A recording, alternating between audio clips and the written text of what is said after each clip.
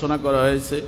আদম সফিউল্লাহ সামান্য একটু মিস্টেকের কারণে, ভুলের কারণে এই দুনিয়ার জমিনে উনি 300 বছর আল্লাহর কাছে ক্ষমা প্রার্থনা চেয়েছিলেন।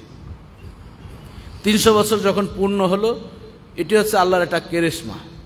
এই কেরেশমার কারণে আল্লাহ এতদিন পর্যন্ত নবী পয়গাম্বর মুহাম্মদুর রাসূলুল্লাহ সাল্লাল্লাহু আলাইহি ওয়াসাল্লামের নামটা তার জবান দিয়ে আনেন নাই, বা তার স্মৃতির যে একটা জগৎ ছিল ওই স্মৃতির জগৎ থেকে সেটাকে দূরে সরিয়ে রেখেছে। যখন স্মৃতিতে আসলো, অর্থাৎ সাজা যখন শেষ হয়ে গেল, মুক্তি দিবেন, কোন উসিলায় মুক্তি দিবেন সেই উসিলাটাই হচ্ছে তখন আদম আলাইহিস সালামের ব্রেনের ভিতরে আল্লাহ তাআলা ডাউনলোড করে দিলেন যে ওই যে আরশে আজিমের ভিতরে আমার নামের সাথে যে নামটা দেখেছো সেটা নিয়ে তুমি শুরু করো প্রার্থনা করা, দোয়া করা। আদম সফিউল্লাহ আমাদের আপনাদের সকলের প্রিয় নবী মুহাম্মদুর রাসূলুল্লাহ সাল্লাল্লাহু আলাইহি সাল্লামের উসিলা দিয়ে যখন দোয়া করলেন যে আল্লাহ, জুলুম তো করেছি, আমি তো আমার উপর অত্যন্ত জুলুম করেছি, যেই জুলুমের আর কোনো শেষ নাই, এ বলে তিনি 300 বছর একটা দোয়া তিনি পড়েছিলেন। সেই দোয়াটা আল্লাহ তাআলা পছন্দ করে উম্মতি মুহাম্মাদির জন্য কোরআনের আয়াত হিসাবে নাজিল করেছে। সেই দোয়াটা আপনাদের মুখস্থ আছে? পড়ুন আমার সাথে, রব্বানা যালামনা আনফুসানা ওয়া ইল্লাম তাগফির লানা ওয়া তারহামনা লানাকুনান্না মিনাল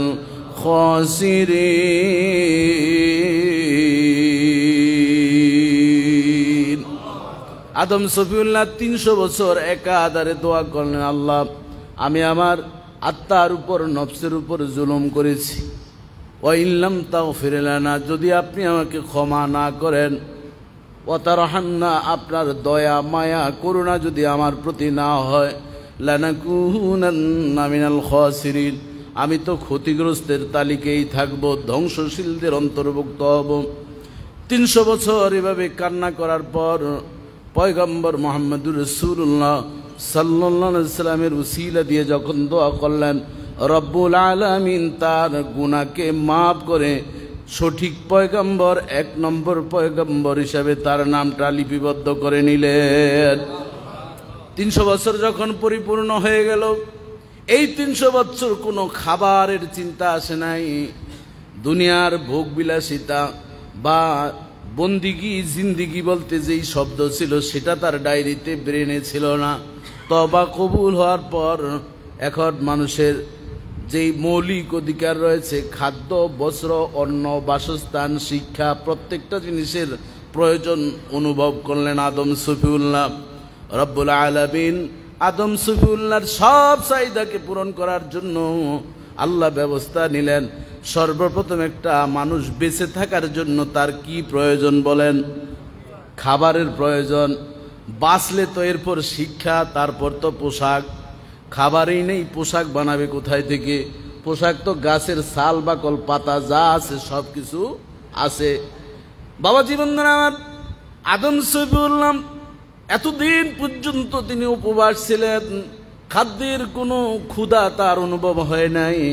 যখন তার তওবা কবুল হয়ে গেল, খাদ্যের অনুভব শুরু হলো, রব্বুল আলামিন জান্নাত থেকে 7 খণ্ড লোহা তার জন্য উপহার দিলেন, কিছু গম উপহার দিলেন, কিছু দুনিয়ার জমিনে 70,000 বার জাহান্নামের যে আগুন আল্লাহ বানিয়েছেন, ওই আবাতস খাক বাদ ওই আগুনটাকে 70,000 বার, আগুনের ধোঁয়াটাকে 70,000 বার ধৌত করে ওয়াশ করে রব্বুল আলামিন দুনিয়ার জমিনে আদম সফিউল্লাহর খাবার তৈরি করার জন্য জিব্রাইল আমিন আলাইহিস সালামের মাধ্যমে আগুনটাও প্রেরণ করলেন।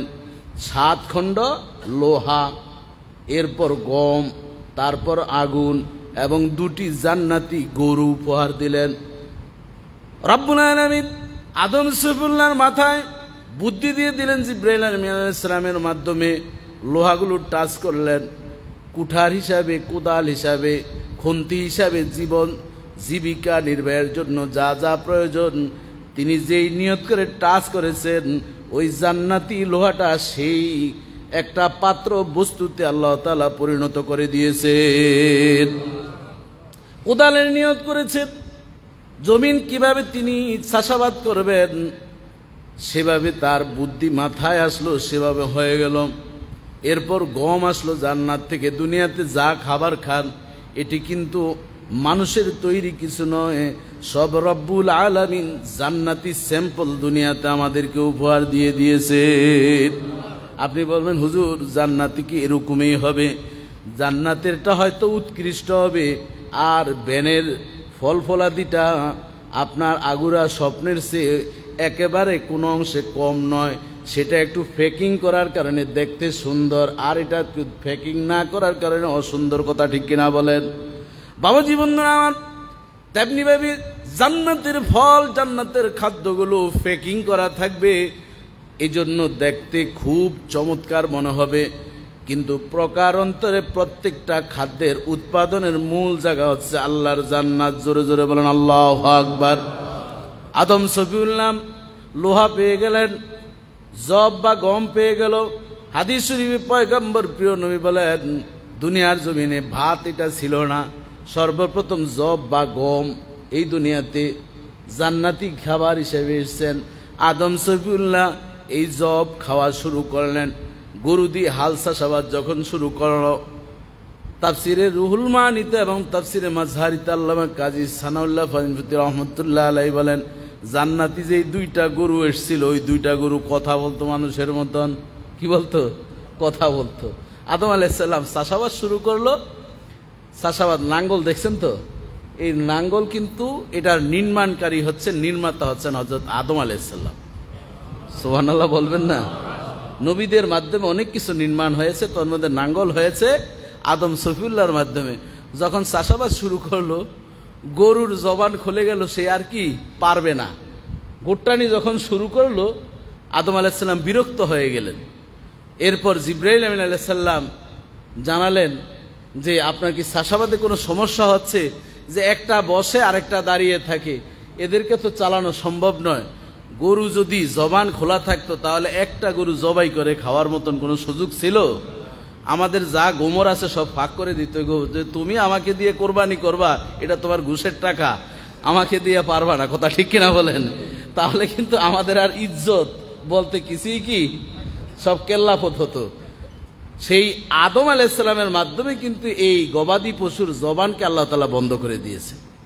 পয়গম্বর যখন দেখছেন আর পারতেছে না চাষাবাদ করতে, একটার পর একটা বাধা দেওয়া শুরু করেছে, আদম আলাইহিস সালাম রাগ করে নাঙ্গল জোয়ার যা আছে সব রেখে উনি বসে বসে কান্না শুরু করলেন যে আল্লাহ কোন মুসিবতে, 300 বছর তো বেহুশ ছিলাম, ক্ষুধার যন্ত্রণা কিছু ছিল না, পেটের ক্ষুধায় বাঁচতেছি না, আর এখন দিচ্ছেন চাষাবাদ করার পর এরপর খাবার দাবার। অর্থাৎ এটা তো হচ্ছে আল্লাহ তাআলা একটা প্রক্রিয়া, দুনিয়াতে মানুষ আবাদ করবে, এই জন্য আদম আলাইহিস সালামের মধ্যে এই কনসেপ্টগুলো দিচ্ছেন। আল্লাহ তাআলা জিবরাইল আলাইহিস সালামকে বললেন যে আজ থেকে গবাদি পশুদের সমস্ত পশুর জবানকে আমি আল্লাহ বন্ধ করে দিলাম। সুবহানাল্লাহ বলবেন না? তো বন্ধ হয়ে গেল, চাষাবাদ শুরু হলো। তাফসিরে আসছে, সেটা কিন্তু এই ফতুল বাড়িতে বিস্তারিত আলোচনা, মূল কথাটা আপনাদেরকে বলছি। পরবর্তীতে তিনি গম বা জব সেটি বীজ বপন করলেন। নাটকের ভিতরে দেখেন না, মাত্র বীজ বপন করতেছে, ফসল হইতেছে, কেটে টেটে নিয়ে রান্নাবান্না শুরু করে দিছে, কিন্তু এর ভিতরে অনেক সময় লাগছে কি লাগে নাই। তেমনিভাবে পয়গম্বরদের বিষয়গুলো তেমনই ছিল। আদম সফিউল্লাহ চাষাবাদ করলেন, গম বীজ বপন করলেন, হয়ে গেল, তিনি আবার খাবার খেলেন। মুফাসসিরিন মুহাদ্দিসিন বলেন, তিনি যে এই 300 বছর বেহুশ ছিলেন, তিনি যখন খেয়েছিলেন তখন ছিল সূর্য অস্ত যাওয়ার সময়। এই জন্য মুহাদ্দিসিন মুফাসসিরিন বলেন আল্লাহ তাআলা আদম আলাইহিস সালামকে 300 বছর সিয়াম সাধনা করার সওয়াব আল্লাহ তাআলা তার আমলনামায় দান করে দিয়েছেন। এই জন্য দীর্ঘমেয়াদী পৃথিবীতে একজন পয়গম্বর সিয়াম সাধনা করেছেন। এমসিকিউর প্রশ্নের উত্তর, তিনি কে? আদম সফিউল্লাহ। জোরে জোরে বলেন সুবহানাল্লাহ।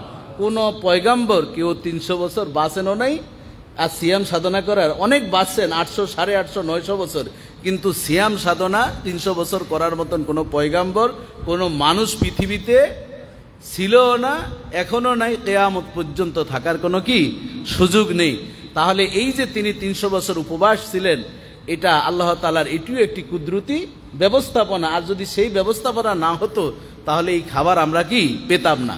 এই জন্য গম জব, এগুলো সব কি কোথাকার খাবার? জান্নাতের খাবার।